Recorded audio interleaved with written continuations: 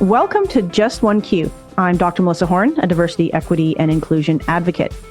In this podcast, I chat with industry experts and thought leaders about the latest trends related to diversity, equity, and inclusion in the workplace. Each episode, I ask just one question tied to current events. The goal is to leave you with the tools that you need to drive change in your own life, both personally and professionally. Now, over the past few episodes, I've been focusing a lot on DEI at the systems level, but today I want to pivot and discuss interpersonal relationships, because it's really in these day-to-day interactions that have a tremendous impact on the success or failure of a company's DEI efforts. And in particular, I want to talk about the idea of personal accountability. If you've been following the news cycle lately, you've likely heard about Lady Susan Hussey, who recently resigned from her position as a lady-in-waiting due to comments she made at a reception at Buckingham Palace for Assista Space, a charity that supports women of African and Caribbean heritage across the UK who have faced domestic and sexual abuse. Now, Hussey's case is notable because of the prominent and public role she held and has given rise to a much needed larger public debate or conversation around personal accountability. The reality, though, is that comments like the ones Lady Hussey made are heard in workplaces in Canada, Britain, and the US daily, and often go unnoticed and unaddressed. So when we cause harm, and the reality is that we will and we do, what can aspiring allies and advocates do to address this harm? So for today's question, I'm asking, what does personal accountability in the workplace look like? And to answer this question, joining me today is Camille Dundas. Camille, thank you so much for being here. Thank you for having me, Melissa. Great to be with you. So just a bit about Camille. Camille is the co-founder of ByBlacks.com. Camille is a keynote speaker, a racial equity consultant, and principal educator at the Ideas Practice, Inc. Camille's an intersectionality expert, and she puts a specific emphasis on the idea that effective diversity work must go beyond gender. Her approach is heavily rooted in explaining what allyship looks like and giving tangible steps to help transform organizations. Most recently, she's launched Canada's first DEI micro-credential, the Foundations of Diversity, Equity, and Inclusion in the Workplace with Dalhousie University. Camille, again, thank you so much for being here. I'm really excited to talk about this topic with you. Absolutely. Thanks for having me, Melissa. So let's talk about this because, like I said in the intro, that the comments that Lady Hussey said, and it was, where are you from? Where are you really from? This is a question that gets asked over and over and over in the workplace. It's probably one of the most common microaggressions, and people are just like, but I'm just curious. Yes. I just want to know, right? I just want to know, where are you from? And so, people are thinking like, what's the big deal? But there's more to that. Yeah, there's a lot more to it. And first, I'll address the most common response that I hear from white folks, well-meaning white folks, is, well, people ask me that all the time. And, I'll just say, my grandparents are Italian or Irish or etc. But you mentioned intersectionality. And when you are a Black person or a person of color, a racialized person, there is a lot more to that question, because what that question is implying is that you cannot possibly be from here. And if we put it in a Canadian context, what it is implying is that you do not meet my criteria or my vision of what a Canadian looks like. Right. And so it's a question about who gets to belong and who doesn't.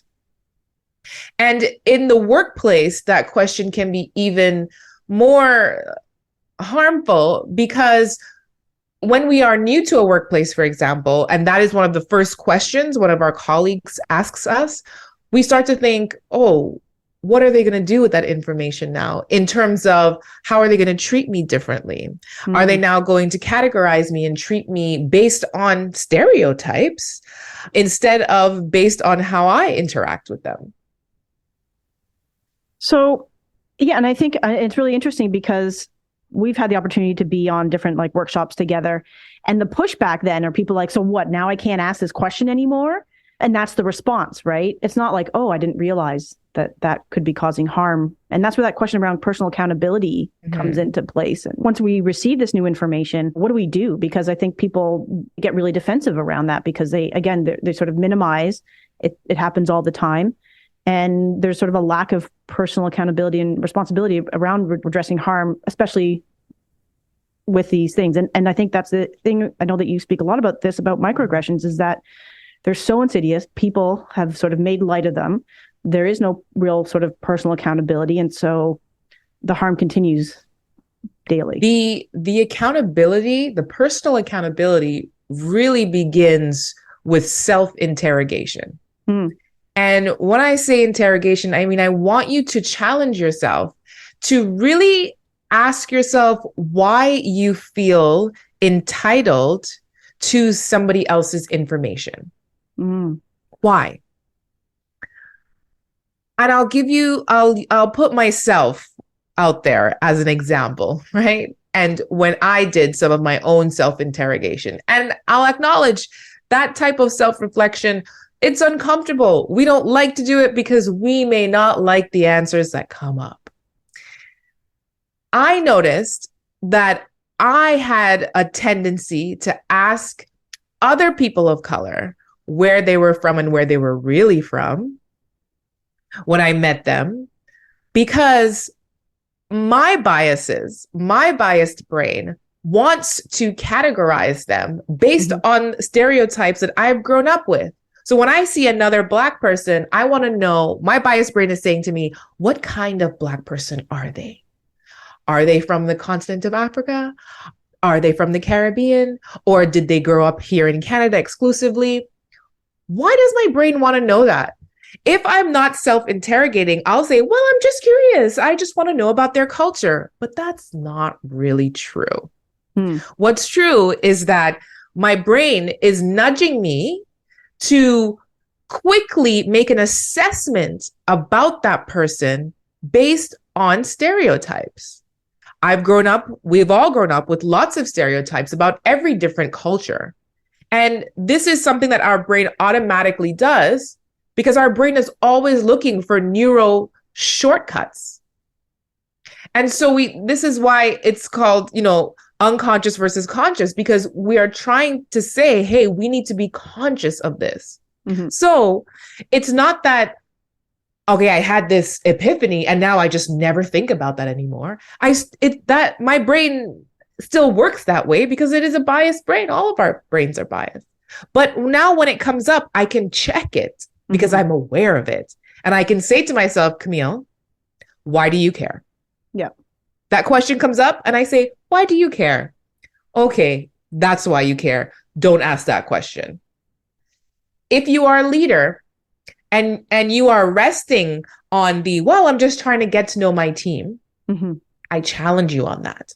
Because if you are really trying to just get to know someone on your team, you won't have to go through a checklist of questions like this. You would have created an environment where people feel safe to talk about their backgrounds. And I want you to really understand the threat that lies for some of us in talking about our cultural background.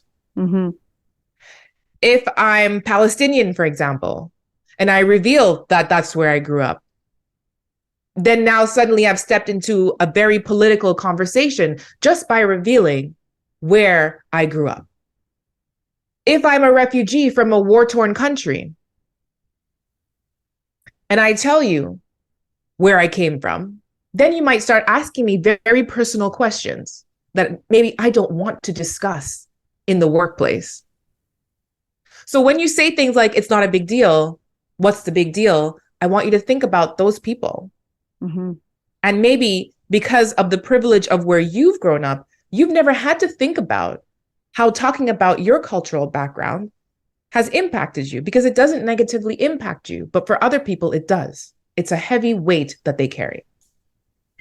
And I think that's a really important way to frame it, is that, we are looking at it through this narrow lens of I'm just trying to get to know people. But I think really pushing it out and saying, why do I need to know this information? Often when I do stuff on gender identity, people are like, well, I want to know, how do they identify? I said, but why do you need to know? All you need to know sometimes to communicate, why do you want, it's to satisfy your curiosity, as long as you have a name for a person, you can still interact. There's a lot of ways that you can continue to have respectful conversations. Do you need to know the person's gender identity in the store to interact with them? No, if they've got a name tag, you can, and it's our biased brains trying to figure it out. But that stopping and pausing and thinking, why do I need to know this information? and Yeah. it's And also satisfying my curiosity. And let's go back to that Lady Hussey story. yes. And remember that she not only asked this question, but she actually physically touched the woman in question. The woman in question was wearing a braid, and she moved her braid aside. So she crossed her personal space to move her hair aside so she could read her name tag. And when she asked her, "Where are you from?" and the woman responded with Sister Space, which is the organization that she was from, she said, "No. I mean, where are you really from?" And then it was, "Well, where are your people from? Where are your ancestors from?" For a Black woman living in the UK, the story of my ancestors, that's going to get awkward for you as a white person. Okay? Because you're implicated. Yeah. So do you really want us to have this conversation at a cocktail or not, right? Yeah. And then when you as the Black person respond in such, now you're seen as the angry person. Now you're seen as, "Oh, why are you making so much of this?" Right? So think about the number of hoops that we are having to jump through just by you not accepting the first answer that we gave. No, and I think the other part of this too is how this was handled in terms of going back to that sort of, now this sort of was obviously, Hussey has and the palace has like a big comms department who are going to put out statements and they're going to, try to do the right thing. But in the workplace, if someone addresses and say like, "Hey, asking me where I'm really from is, that's a microaggression, and here's like the harm that you've done." How can we sort of, in our day-to-day interactions, what's the right way to handle this situation when we're called out or, when it's brought to our attention? Because I think most people are again, like that reaction, like, whoops, people are going to get defensive and stuff, but I think there's a better way forward. Well, here's some things not to do first, because that list is longer. So the first thing that we often do when we're made aware that we've harmed someone is that we center our own feelings. We make it about ourselves.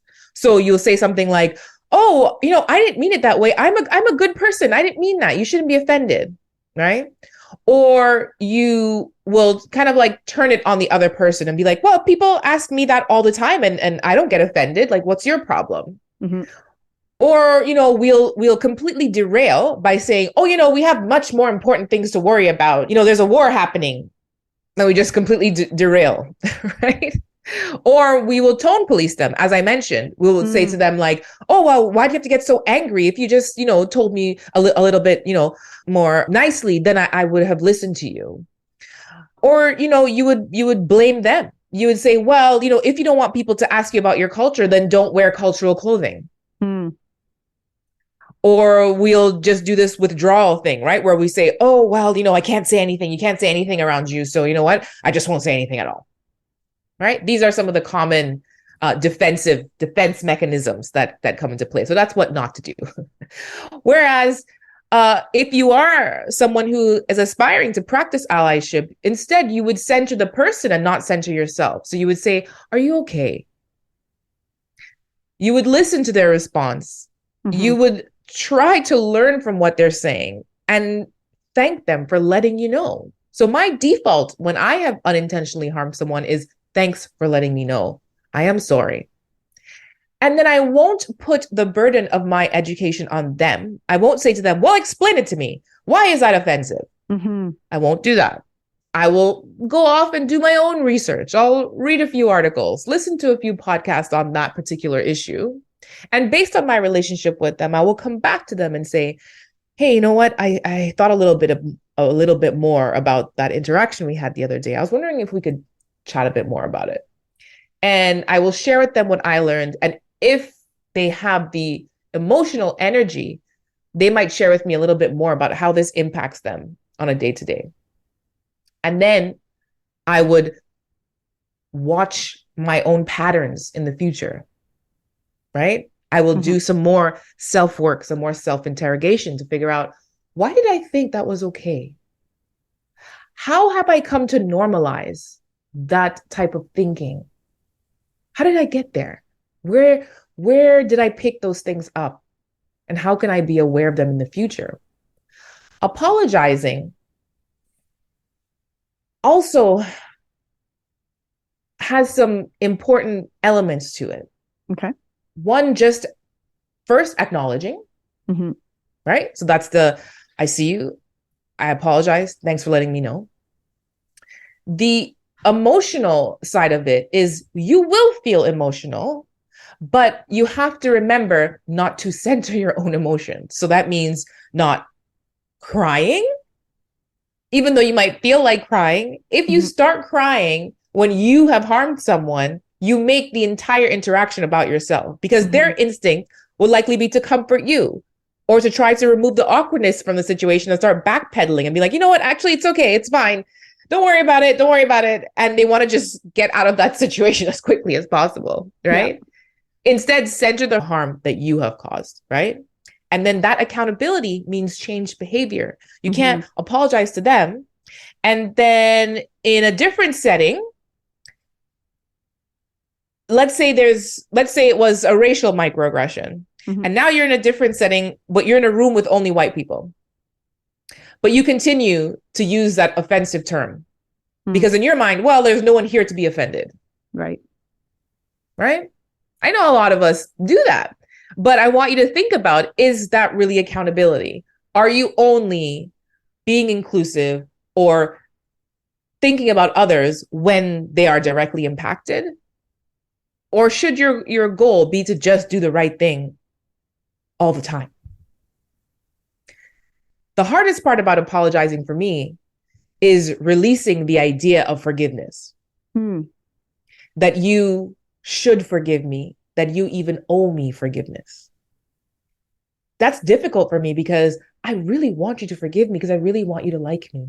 And I really want everything to be okay. I want it to be like this never happened. And we can just be friends and everything will be fine.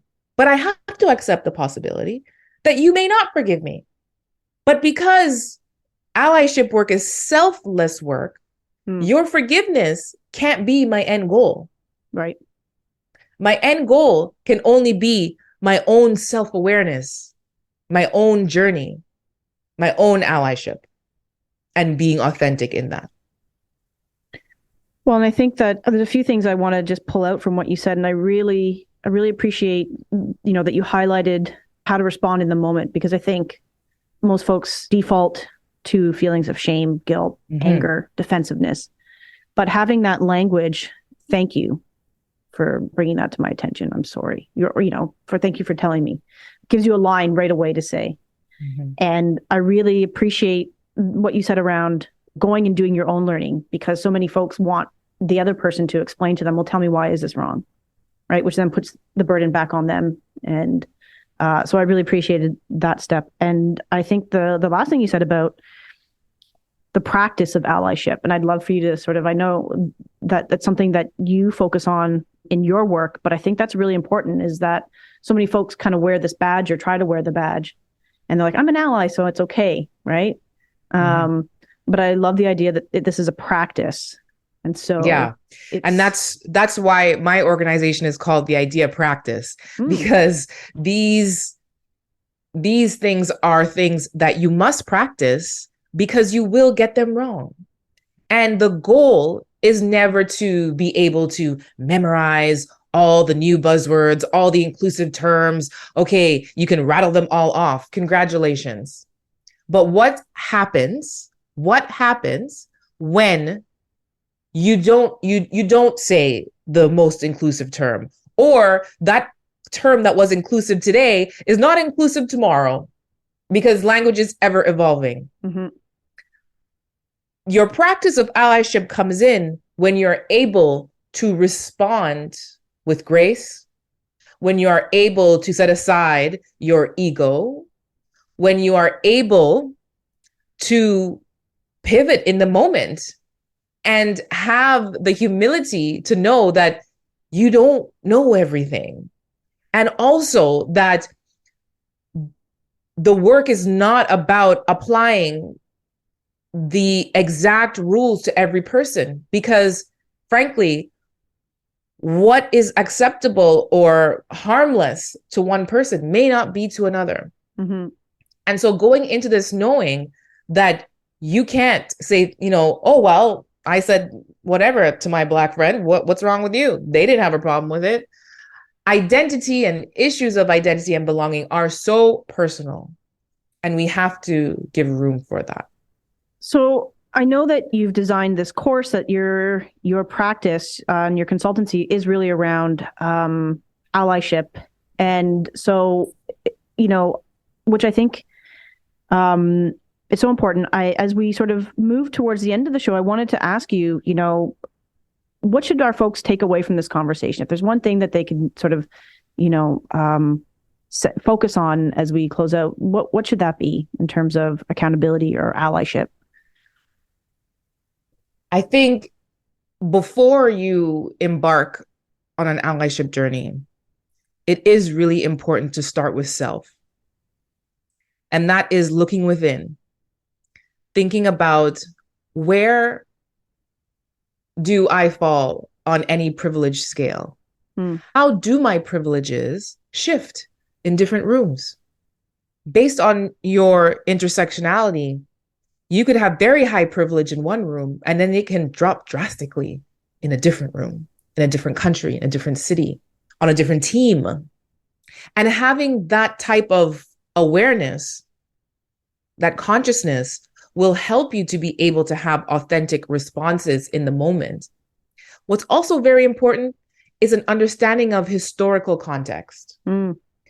If you are unable to make the connection between the current issues we're facing today and our historical context, authentic responses will always evade you, because you will only be seeking to respond with the most current, buzzwords, as opposed to actually understanding how these issues have evolved, how our history, how the history of our economies have impacted how our workplaces are set up. These things are directly connected. And who set them up, and who they are set up to benefit, and who they are set up to exclude. It is all intentional. And we have to start making those connections so that we can see things clearly. I'm, as a historian, that makes me happy, because I haven't felt more relevant than sort of knowing like that. Yes. I mean, the way that our workplaces are now, or the way that our society is now, is directly based on systems and structures that were put in place and have continued to shift and morph, but to benefit certain groups of folks over others. And I think I really love that you said that, like, understanding where we are now in relation to our historical context is so critical, because and I love that you said, like, that authentic responses will evade you, right, if you don't understand that. I think that's so important. So I know that in your work, you do focus a lot on providing people with the historical context, especially in Canada. And that's like a really, really interesting and unique part of the work that you do. So for folks who are interested in sort of learning more about the work you do, who may want to connect with you, engage you in your work, where can they find you? Yeah, I'm most active on LinkedIn, so send me a DM there. I'll always respond. But if you want more detailed information about the course, it is called Foundations of Diversity, Equity, and Inclusion in the Workplace. You can go to our website, theideapractice.com, to get information about the course outline. You can sign up for the course at any time because it is self-paced. And then you'll also get 4 hours total of FaceTime with me, as well as some other facilitators, where we can do some live Q&A and really drill down into how what you learned in the course applies to your life and your role in your particular workplace. Amazing. Camille, thank you so much for being here today. And, you also have byblacks.com, which is another great source for information for folks who also want to follow Black media in Canada as well. So thank you so much for being here today. I really appreciate you sharing your time, your energy, and your expertise with our audience. And as always, if you have any of your own questions, or if you'd like to be a guest on the show, please feel free to reach out to me on LinkedIn. Camille, again, it's been a pleasure so much. Thank you so much. Thanks, Melissa. Well, until next time, I'm Dr. Melissa Horne, and this is Just One Q.